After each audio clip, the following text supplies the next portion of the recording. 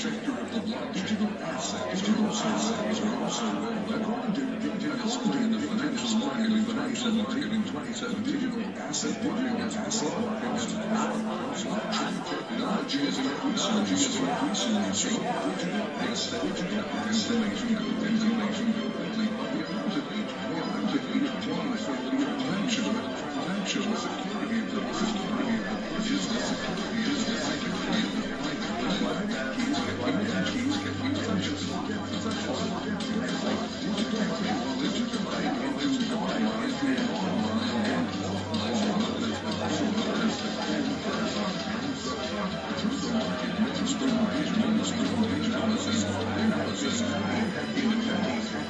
transaction security of the business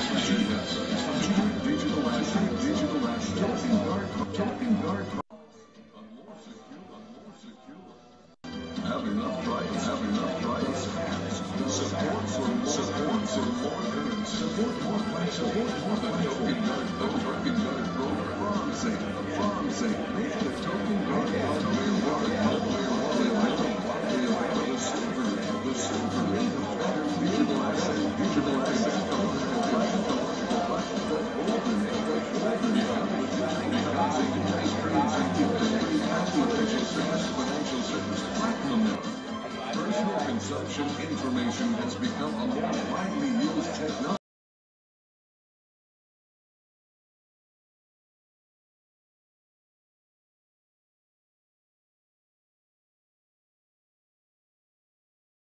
Protect digital assets, the true guardian of digital wealth.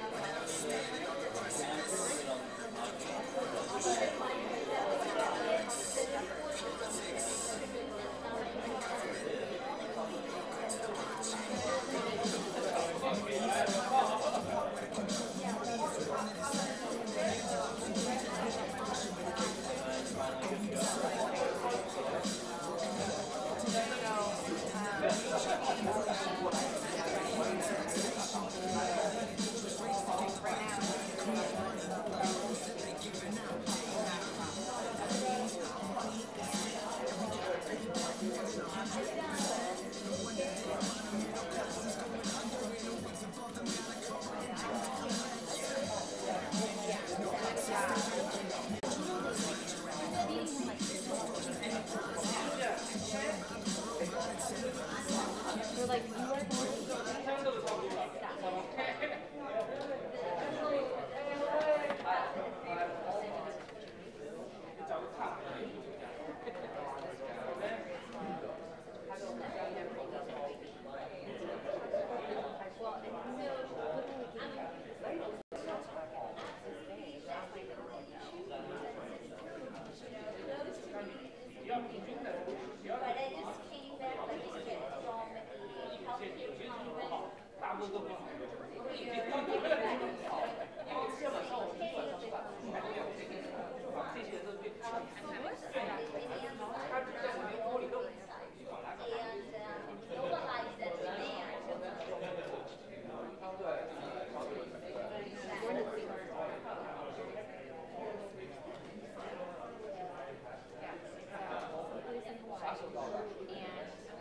to get to like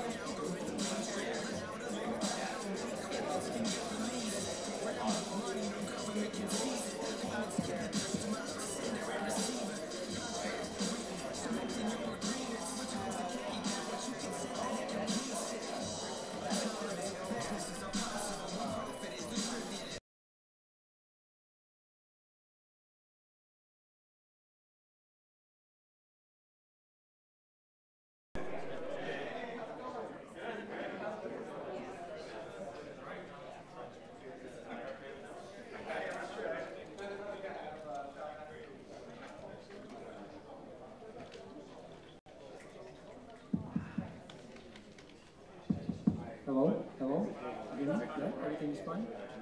Could you please take your seats, because we'll start shortly. I'm doing live stream, so. Let's be like 1 to 2 minutes. So we start.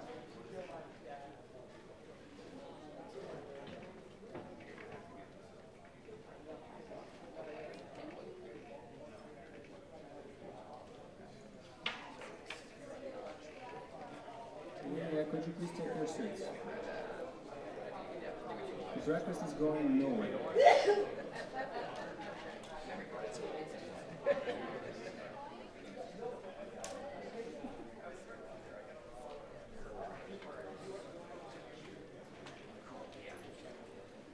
I want to, first of all, thank you. Thanks for coming. I want to thanks to our sponsors, to our partners. Thanks to Microsoft for hosting this Congress, the Second International Blockchain Congress.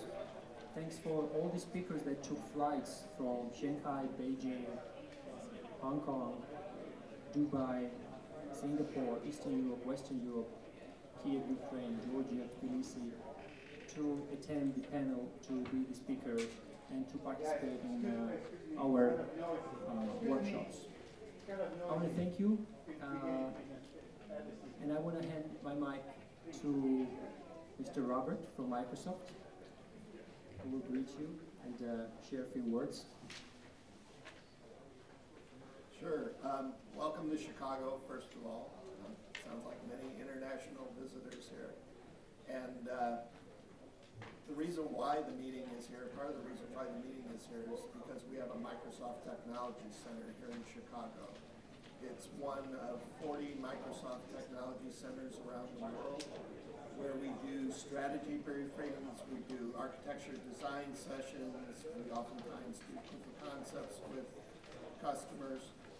And my role is an MTC architect there. I'm primarily focused on data and AI, but I also do business discovery with our clients. Oftentimes blockchain does come up. Many times it comes up as far as what is this thing and how might I use it, and is it practical at this time, and should we get started on initiatives in this area. I liken what's happening to blockchain now to what you typically see with any new technology, where you go through an early adopter phase and eventually it enters the mainstream.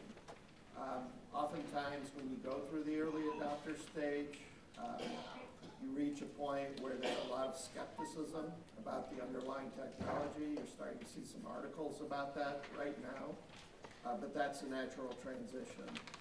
And there's definitely some solid use cases. What we see here in Chicago in terms of the kinds of clients that come through is a very diverse audience. We have financial services customers, we have healthcare providers, we have folks who are doing pharmaceutical research, building medical devices, manufacturers with a lot of interest in IoT, these days Internet of Things.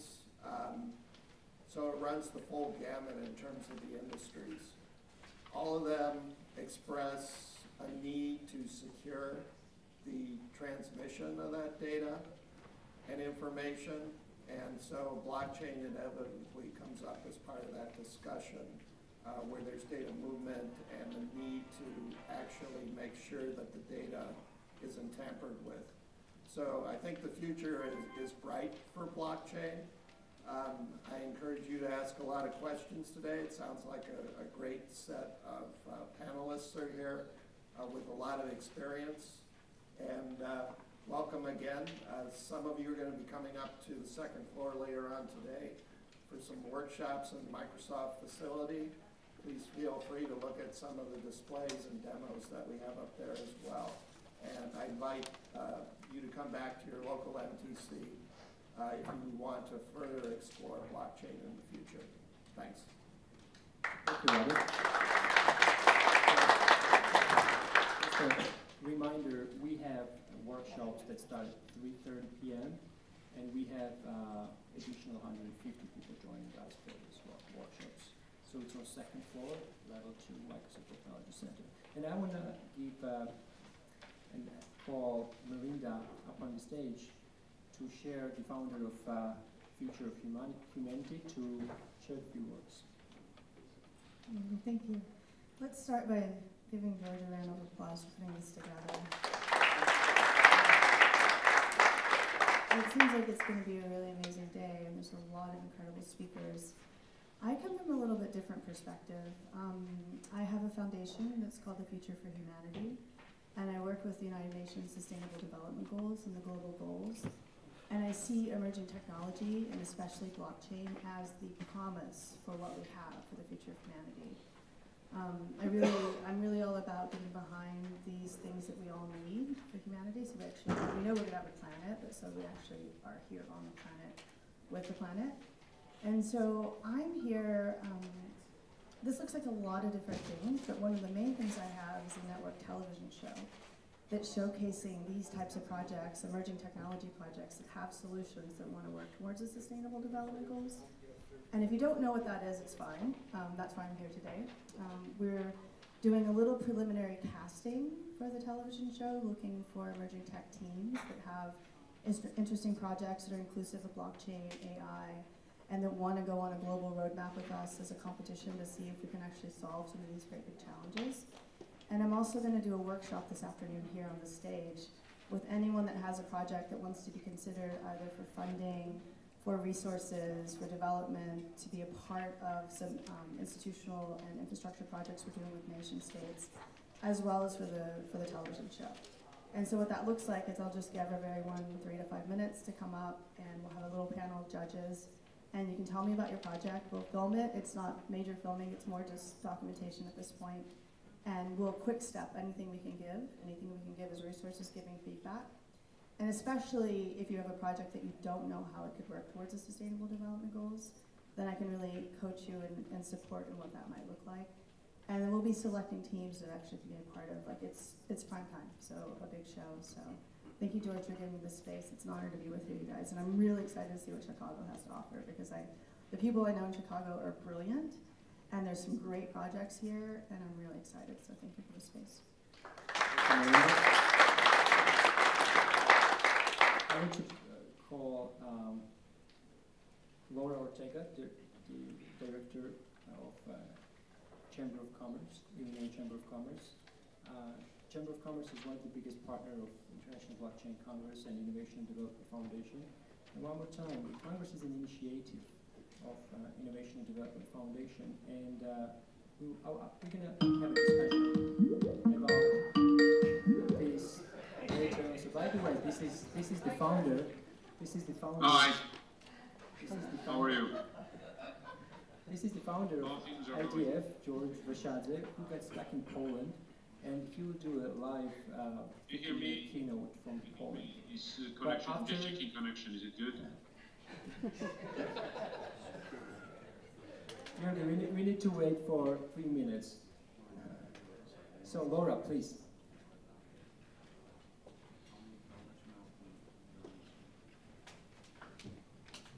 Thank you, George. And it's a pleasure to be here and partner with you again this year. And congratulations on putting another excellent conference in 2018. We hope we can repeat, on 2019, and hopefully have the International Blockchain Congress here in Chicago is a platform, as an international platform where we can address, discuss, and be more informed about what blockchain technology is going to do in altering the way that we do business and really the way that we live, as you said before. As the Director of International Trade for the Illinois Chamber of Commerce, this is of utmost importance to us, not just as an organization, but also because we represent the interests of the business community. And the business community is absolutely crucial in adopting these technologies, and therefore having the outcome of altering behavior, you know, at a greater social level. The Chamber of Commerce is really a policy-driven organization. We work with stakeholders and federal, state, and local officials trying to inform and promote policies and regulations that are that affect businesses and they somehow are conducive or more conducive to competitiveness and economic growth for businesses. And this, again, is absolutely fundamental for us to be aware of what's going on, what are the technologies that businesses are adapting, and how we can inform better our representative in order to have a framework of laws and policies that reflect what are the needs and the concerns of the business community, especially in Illinois, to be competitive and have more revenue, more job, and you know, put Illinois on the map at a global level. Because technology, what it's doing is making global local. So thank you so much. Thank you for having me again, and I'm here for any questions that anybody may have in how we can help companies and tech in Illinois. Thank you. Thank you, Laura. Thank you, so we can give access to George Vashadze. He's the founder of IDF. Also, he's the advisor to President Poroshenko of Ukraine. And simultaneously, he's a politician with a 90% rating in Georgia and the head of the presidential campaign. And I know that he apologizes not being here, but he'll give a few-minute speech and give the updates regarding blockchain, cutting-edge technologies that the foundation works on. Georgi, please. Do you hear us? Do you hear me?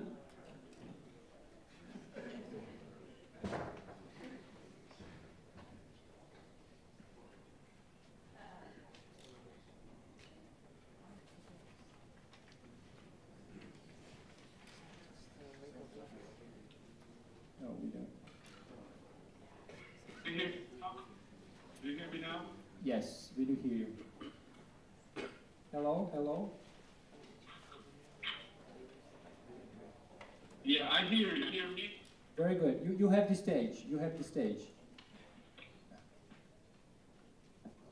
So you hear me? Yes, we do hear you. Do you hear me? Yes. So first of all, thank you very much for such a great event, and thank you, George, and to our office, IDF office in Chicago, to organize this event. Unfortunately, I'm not there, but it is second blockchain congress. In the beginning of the year, when we did the first blockchain congress, I was in Chicago, and there were really good mood in order to communicate with people who are dealing with blockchain technologies, who are working with blockchain technologies. Thanks for all sponsors and all supporters who helped us to organize such a good event in Chicago. First of all, a little bit about IDF. We're almost 4 years that are working at using blockchain technologies in different directions. Mainly, we're targeting government sector, and we're trying to use blockchain technologies in order to promote distributed solutions in the government sector. Because we think that the centralized approach which we had up until now in government and in governance, I think it's time to move to the next level of development when we have distributed approach, when we're all engaged, and when governments and countries are becoming a platform for development and not just like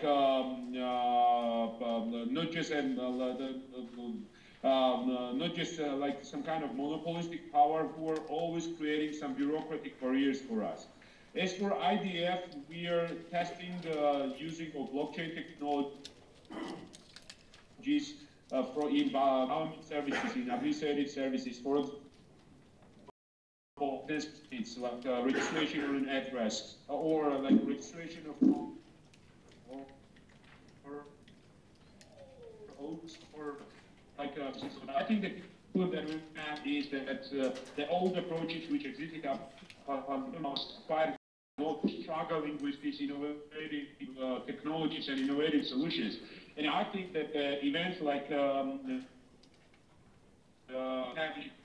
very important in order to strengthen the community of the people who think that the future is in distributed like solutions and in decentralized all over the world. I think that the picture of the future is the world where we have countries, but we have cross-country, cross-border cooperation between businesses, both citizens, without any, let's say, bureaucratic barriers in that. Just imagine that you are, for example, in Argentina and you are meeting a citizen of US and you are meeting persons from Australia or from Japan, for example, and whenever you want to start a business, you can choose any country in online, and it can be, this kind of services can be delivered by private companies which are cooperating through the blockchain solutions. And if these kind of services will be allowed and permitted by the government, it will really simplify our every. So, George, do you hear me? Yes, the connection is not really good, but I think we got the main point of your speech and the main idea. So thank you for. Yeah, good luck, and I will try to go through all the presentations through the video that you will share to all entire blockchain community in the world. Thank you very much for this such a great event and such dedication to this work. Thank you. Thanks, George. Thanks to all entire audience. Thank you. So, for about 5 to 7 minutes, I'm going to explain the idea, the meaning behind International Blockchain Congress, what it is, and why is it distinguished from the organizations that organize any educational or conference-based events. First of all, the idea is to create decentralized and distributed organization. We had a first International Blockchain Congress in February, and we brainstormed within the participants what would be or what could be the future of the International Blockchain Congress. And nearly 99% of the participants suggested that a decentralized platform should be acquired for the development of International Blockchain Congress. We started to work on a smart contract to put the whole organization on it and make a DAO. So we are making our steps to decentralize the Congress itself. What it means is that we want organization to run on blockchain using by the smart contract. So, what is a DAO? You know, DAO, the first DAO, basically the first ICO that raised $150 million was a DAO, right? And it basically split in two back in 2016, and it made Ethereum, broke Ethereum in two. So there is a reason for this, because there is a huge demand for decentralized and autonomous organizations, where members hold the right and where members make the decisions, where there is no boss, where there is no vertical, where there is no centralized authority that rules the organization, but the members, the users, the customers own the organization and are directly involved into the decision-making process. So let's take the example of the Bitcoin. Bitcoin is the first example of a new form of a life. It lives and breathes on the internet. It lives because it can pay people to keep it alive. Now there is one interesting point with decentralized and autonomous organizations. It doesn't hire people it hires contractors. And guess what? People vote for the contractors. So people, the customers, the users decide who will be the contractor of the organization. Now this is the turning point, and this is why the future of the organization itself is decentralized and distributed. So just shortly about the IBC, we want to fill the gap between the countries as well, to unite legislative forces to boost the economic development and supporting blockchain technology. So Innovation and Development Foundation is an official member of the Illinois Blockchain Initiative, and we have worked very closely with the state government, with the federal government as well, with the Cook County government, City Hall of Chicago, and they need, the government institutions need a support for implementing this technology into their entities. Now, I will very shortly explain why we choose DAOs and what's the significance of it, and why does it change the governance itself. And also, this is the structure of the International Blockchain Congress smart contract itself, and what we are trying to accomplish. Now, first of all, everything goes through the evolution process, and the organization goes through the evolution process as well. The institutions go through the evolution process. Democracy itself goes through the evolution process as well.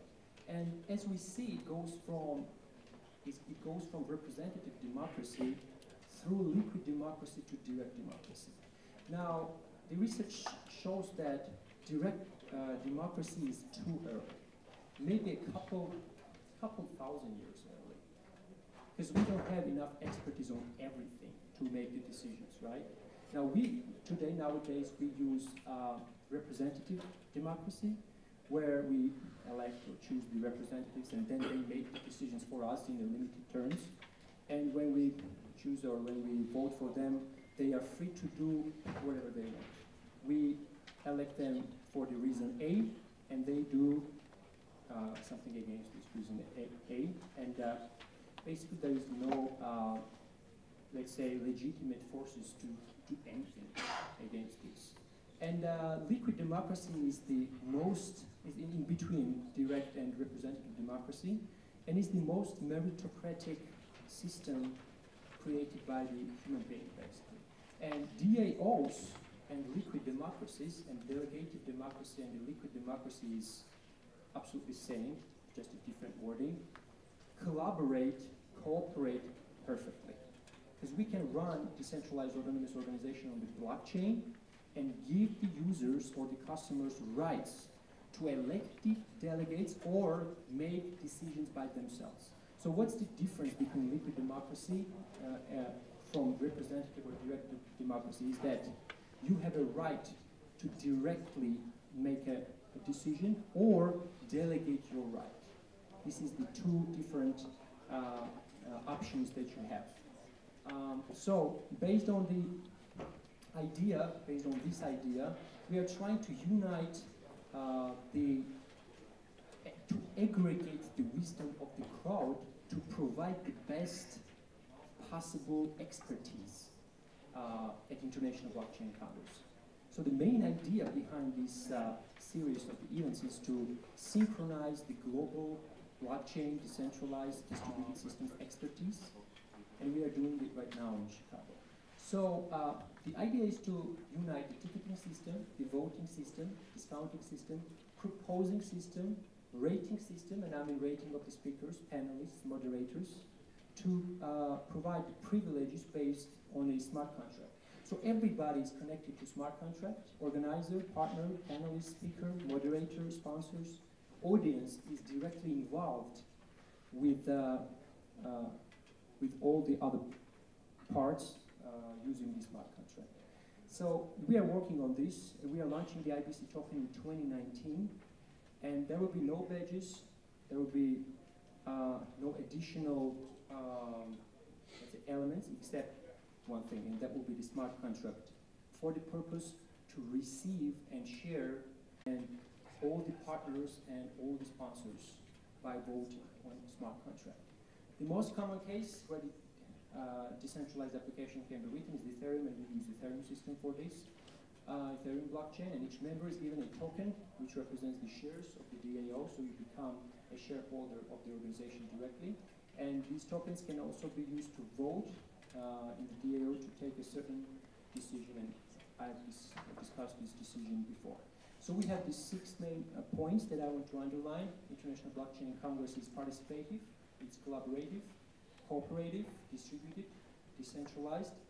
It's not yet autonomous, but we are working to make it autonomous by 2019.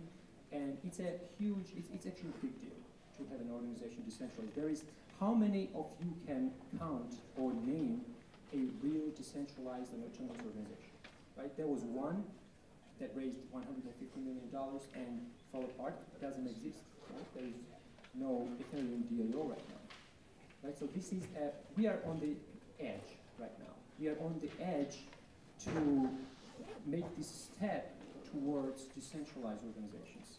Because decentralized and distributed organizations are the future of the organizations itself. Thank you, and I want to give the space and the stage to Alexander Tinsman, representative of the NEM, the regional head of NEM. Thank you so much.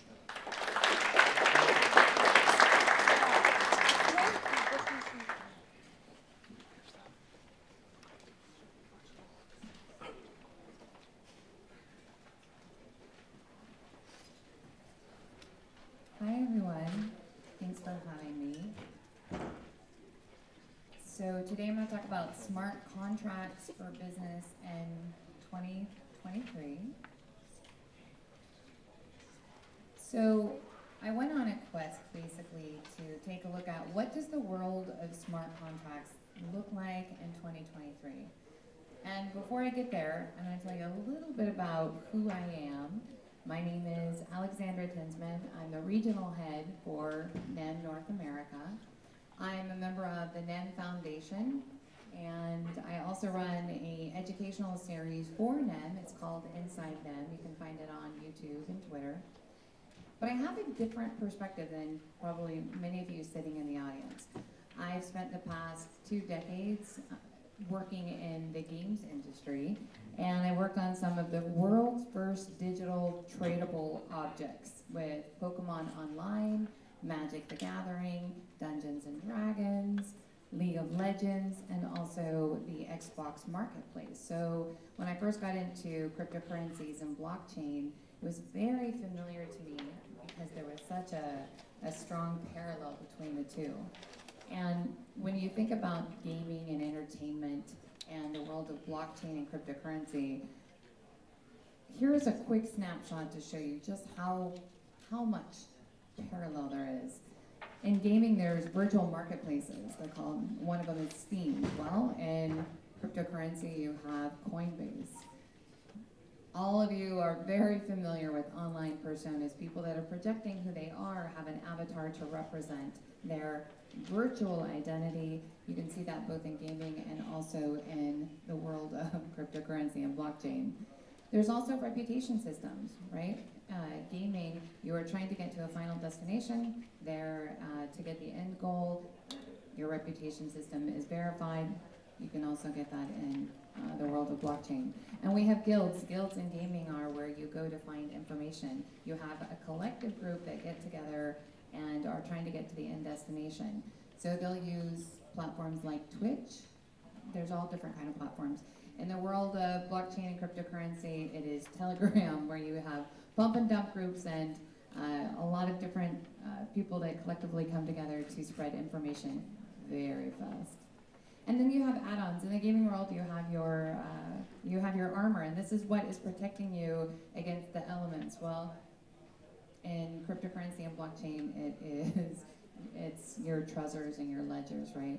That this is your armor. And then finally, the end goal is always the loot. So today we're going to go on a quest, and that quest really is to look at what's coming in the future. And so NEM has an unusual role in the blockchain universe. I'm going to at a very high level, explain how we differentiate, so then you can understand my perspective for what's coming. So when I look at Bitcoin, Bitcoin is really just a single purpose database, and it's designed to send Bitcoin and hold one number, right? This is your account balance. Well, then you have Ethereum, and Ethereum is a blockchain that powers a virtual machine. So it can power custom-made programs, and these are smart contracts.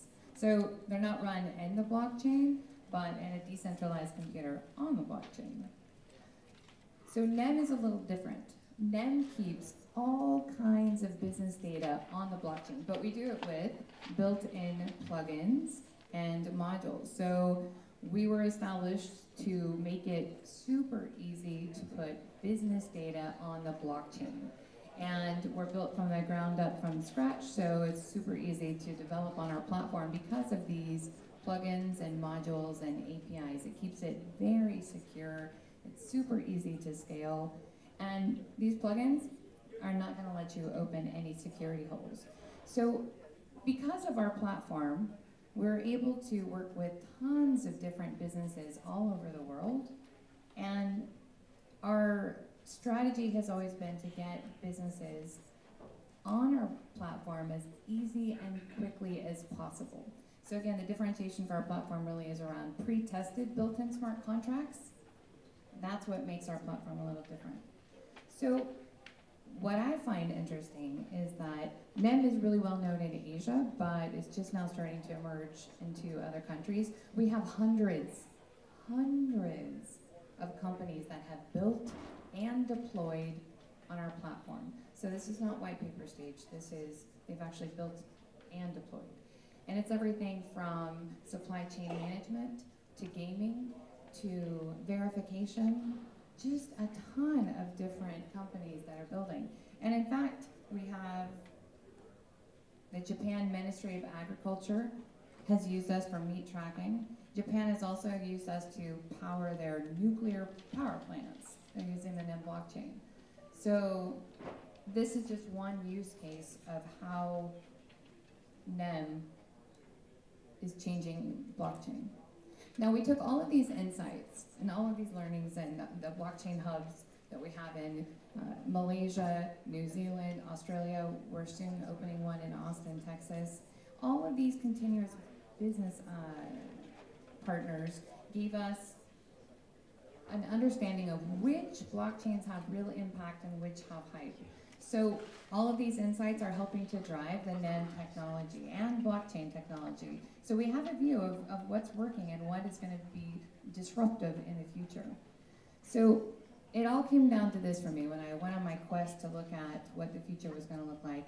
We need a more mature ecosystem. Smart contracts are pretty much used for fundraising and trading digital assets. And most use cases are held back by missing parts of the ecosystem. I'm sure many of you in this room have been on the receiving end of those missing parts. But I believe that these are going to be filled by the year 2023. So now we're going to move on to that quest. So what's coming is decentralized stock exchanges and currency markets with automatic conversions between cryptocurrencies. But we're also going to see identity verification systems. We're going to see decentralized, fully transparent voting systems. We're going to see official property registries, instant micropayments for services, virtually unstoppable DAOs, national government-issued cryptocurrencies, massive commoditization and monetization of consumer data. And guess what? It's already happening now. So the trend in the future is currencies are going to be backed by the value of consumer information, right? So right now, your geolocation data is being sold for about $7 per person yearly. And you just saw the news this week about Google selling your data with the geo-targeting. Even when you say, no, I don't want to have my data, you know, I'm turning it off, you don't have permission to know where I am. Yeah, they're doing it anyway. Well, this is how the world is moving forward. So technology isn't the problem. The technology is already working for many companies. It's the legal and cultural parts that are holding everything back. So blockchain can be scary for governments or for citizens. It's changing the way our social and our economic power, the balance of it. And this is happening through voting, through identity, through land registry, even the concept of money. So how are they going to be successful in the future? Well, we need blockchain understanding and acceptance. And this change is going to occur when you have the interface between technology and the public's understanding and acceptance of it. So it's already happening now with education. So this week, NEM announced that they are building out the e-governance for the Crow tribe. So they are working on an economy and a sovereignty for the Native Americans. They are leveraging the NEM blockchain technology to establish a Crow-owned and operated system of e-government. And this is going to eliminate reliance on traditional and inefficient monetary and transaction models. So if you think about this, this is a community that and people that have been disenfranchised. And now they're using smart contracts. They're using the blockchain to build out the future for their people. They'll have a built-in voting protocol. They are going to have mining on their lands. They are going to have their own coin. They are going to be able to do voting with their app. And all of this is being built on NEM and using built-in smart contracts. But we still have a lot of regulation issues. Even though the technology was launched over 10 years ago, the IP laws and usage rights have a lot of problems, right? And we see this with torrent sites and Twitter and YouTube. So technology is going to have to work around these regulations in the future. Regulators will be forced by the industry to make compromises. We have to have built-in policies around usage rights and permissions for government regulators. And this goes against the ideals of decentralization. This is not what it was originally intended for. But businesses, they're not motivated by ideals. They're motivated by money. And so they are going to work with the regulators to do what they can to make it work. So in the future, you're going to see smart contract consolidation. So you have two paths. You have forking and consolidation. Now networks, forking is really just networks figuring out how to handle communities that are splitting apart. And consolidation is networks figuring out how to manage user groups joining together. So what does that mean? So in the future, success is going to look like systems unifying their base and becoming the standard. So you can imagine here we have two smart contract supply chain management systems, and if they join together, they'll be more powerful and become the standard for the entire logistics industry. So the quest that I went on is, okay, in 2023, winning smart contracts are going to set up contracts. There's a lot of advantages, and the disadvantages is that users have to trust the company. So in 2023, there's going to be two major branches of smart contracts. So you're going to see decentralized smart contracts. These are new enterprises that don't really have customers. So customers, they want you to be trustless. And then you're going to have centralized off-chain, where existing businesses are going to where you're going to have customers that are going to trust that you will behave responsibly. There's an alternative path, though. There always is, and that's private blockchains. So another way of getting these same benefits is to take the entire blockchain off the public network and make it accessible to your company. So just like off-chain contracts, private chains give a lot of the advantages. So in 2023, private chains will be a major part of the industry. Now, private chains are cost effective, right? You can instantly save a lot of money by not having the need for backups and redundant systems. And financial institutions can save up to 50% of their data management costs by using a permissioned chain. So just to recap, because I've thrown a lot at you, I stunned you all. All right, well, thank you for your time today. Is there one in the back? Question. Yes. What did you mean by transparent voting systems? Transparent voting systems. So right now, I'll give you an example with NEM. NEM has a built-in voting app where it works beautifully. In fact, we have a community fund of over $70 million, and our community uses our built-in voting app to decide basically whether or not certain community proposals will get funded. So a transparent voting protocol is also being used with the Crow tribe, right? So right now you can use our app to vote, and it is transparent in the sense that you can see real time, right? It is immutable, but it's not showing your name. Your identity is wrapped up in a number. It's not a name, right? But we actually have a voting protocol that works and is being used by governments and companies as well as our community. Thank you. Yes. It's clear to me why blockchains are effective in creating consensus amongst disparate groups. That's kind of why the structure of data is built the way it was.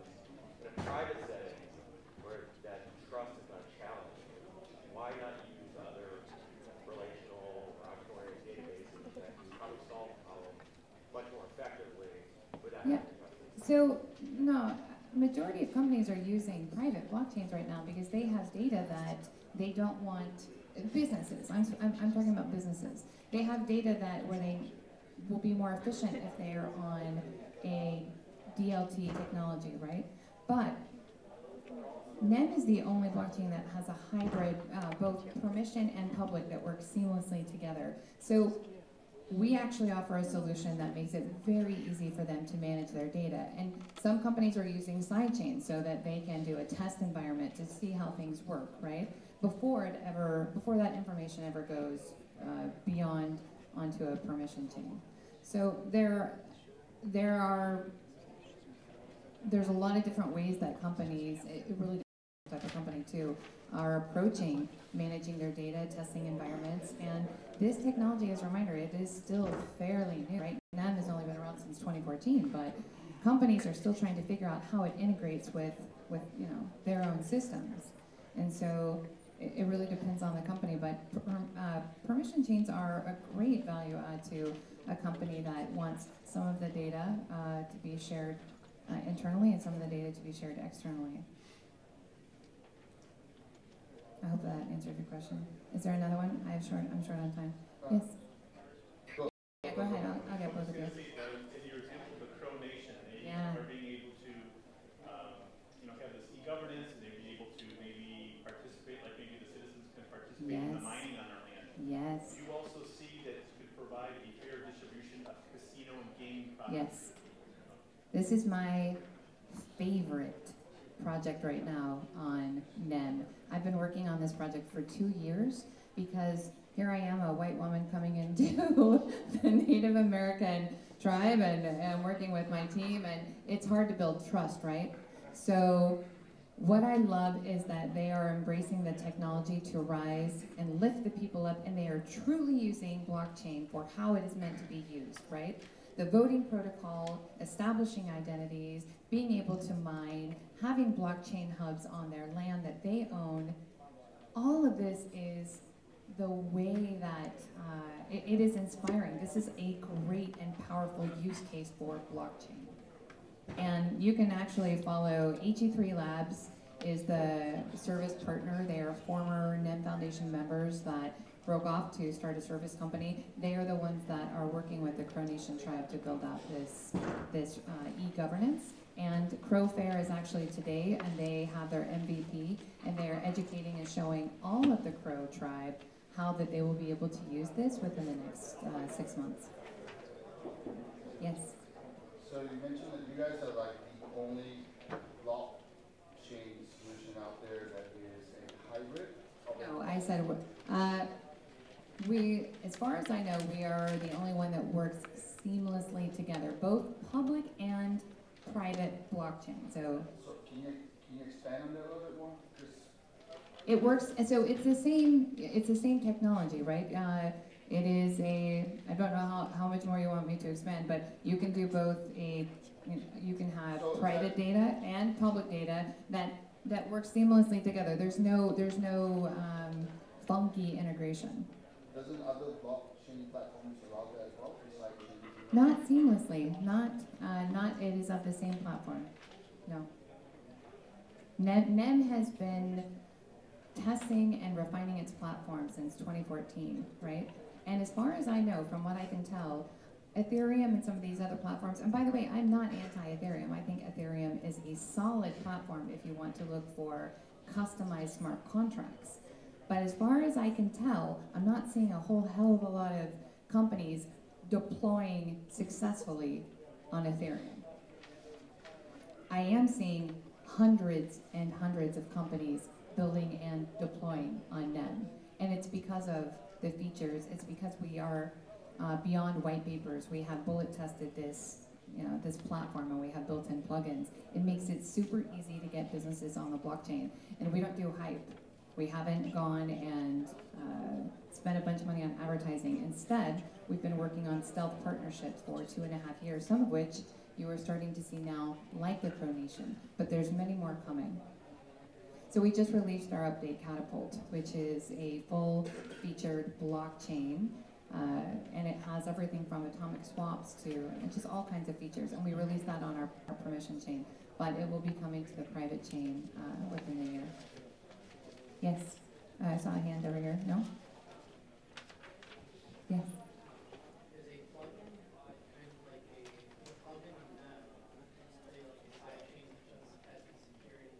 It's a templatized smart contract. That's all it is, the plugin. So, and developers can use it by using API. So it's super easy, right? It is a bulletproof. I mean, it's just been tested, and we've created a template so that you can plug right into the blockchain. There's no specific coding required. Any programmer can build on our blockchain using our plugins very easily, right? They're making API calls to get the data, but that's why it's so easy. It's a proof of work system? It's called proof of importance. So proof of importance is a new algorithm that we created. So it's not like it's more based on your participation, how much money you have, how long you've been on the network, your contributions, and what I love about